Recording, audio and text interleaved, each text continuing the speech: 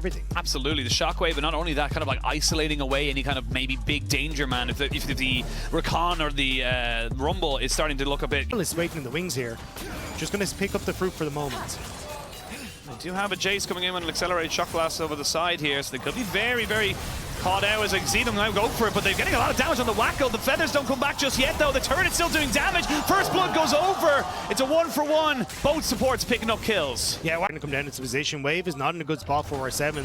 They kind of know it. Yeah, they kind of know it. They are going to be able to kind of move themselves away. Bit of Spider-Manning. They will get the double knock-up, but a route underneath the tower is not ideal. Seo gets crashed backwards. Not quite able to get the route. That's just an easy little pickup here for the bot lane of PSG. Flashless Woody, but he does get caught out for the moment.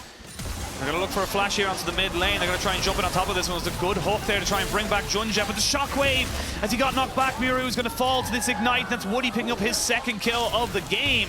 And this is more like the PSG. Yeah, very likely that the jungler could have just went straight mid after taking that dragon of the global kind of call as such. But now kind of turning that from top lane, or sorry, from mid lane to top lane. Now we are going to see Bong just getting rooted down. Didn't get the CC away from it. Tried to go all out. Tries to get him underneath the tower. It was almost a good thing, but Miru just TP in, now trying to find out where this Rumble is going. Will be able to eventually find him, you imagine, but taking a fair bit of damage by ignoring Junja. There's the shockwave, does finally land, and they will be able to trade back 1-for-1. Good flash to stop, get away from 7 here to cover. Oh, Miru could be in a lot of trouble here. Needs to walk forward a little bit, but no, just get hit up. There's going to be a TP straight away. They're tanking the turret straight off it. The shockwave does come down, but it's just too easy. Your opportunities to find that scaling out there. I've seen this one before on the other side of the map. I know how this movie ends, but this time Miru is also going to go for it. Shockwave comes in just to delay it, but it's the same result every time. And again, Bong comes in just to find his laner already dead. Do damned if they don't, and PSG are just comfortable. Yeah, I mean, at this stage, hang on, engage. Yeah, engage comes in. They're going to get the ultimates out, but can they get the damage in? That is the question. The Nautilus goes down, the turret finally goes in. Oni does flash away. The shockwave good to catch Wacko. But I mean, he just gets himself the Gale Force to get away from this one. And yeah, look at the health bars. Like, they did nothing compared to get anyone into an isolated situation. 4,000 HP onto this Baron. Yeah, PSG do not want the 50-50 just yet. They're going to just keep peppering down these damage, and they know they can go for Bong because he's going to have to go all out. Junja takes a hell of a lot of damage, but he's able to walk away just at the last seconds.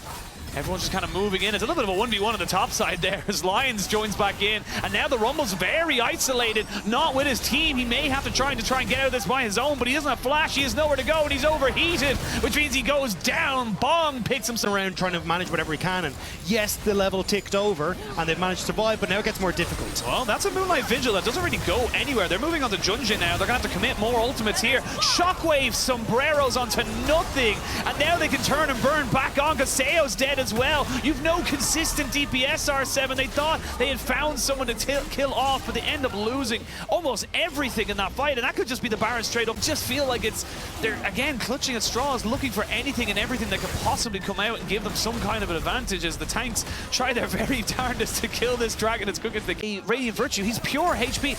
What's going to happen there? Like, I don't understand it. You don't really show it. They're panicking, and it feels bad, but finally they look to try and make a play. But again, onto Junja, the tank. They're throwing everything in the kitchen sink at it, but now the knock-ups into the charm. Sales already lost his Featherstorm. And can they try to burn this one? Finally, a good hook lands, but they've already got the stopwatch from Maple, so he can delay it. This is 4 versus 5. The Rumble isn't even here. The Rumble's not even looking to join. 4v5, and PSG are burning them down. Wacko goes forward, and they're all being taken out. Yes, the shockwave comes in onto one. I mean, PSG were the favourites coming in. Game 1, R7 definitely showed a bit of life. Game 2, they just looked lost, floundering. PSG got themselves warmed up, got themselves back into the series, and really put down the herd. Really well done.